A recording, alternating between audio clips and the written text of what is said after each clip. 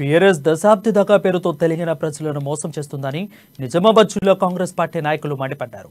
రాష్ట్ర ప్రభుత్వానికి వ్యతిరేకంగా నిజామాబాద్ జిల్లా కేంద్రంలోని ధర్నా చౌక్ వద్ద రాష్ట్ర ప్రభుత్వ దిష్టి బొమ్మను దగ్ధం చేశారు. సీఎం కేసీఆర్ ఇచ్చిన 10 హామీలలో ఒకటి కూడా అమలు చేయలేదని పిసిసి రాష్ట్ర ఉపాధ్యక్షులు తాహిరు బీన్ హందవ్ అన్నారు. దశాబ్ది ఉత్సవాల పేరుతో ప్రజలను మోసం చేస్తున్నారని మండిపడ్డారు.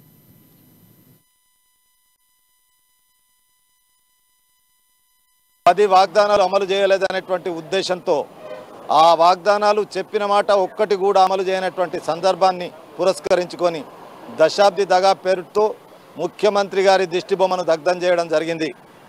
అయితే ముఖ్యమంత్రి గారు తెలంగాణ రాష్ట్రంలో ఆయన ముఖ్యమంత్రి అయిన తర్వాత మొట్టమొదట దళితుడిని ముఖ్యమంత్రి చేస్తా అన్నాడు, చేయలే.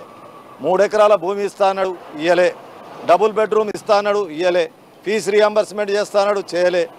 ఇలాంటి 12% ముస్లిం మైనార్టీలకు రిజర్వేషన్ అన్నాడు, చేయలే.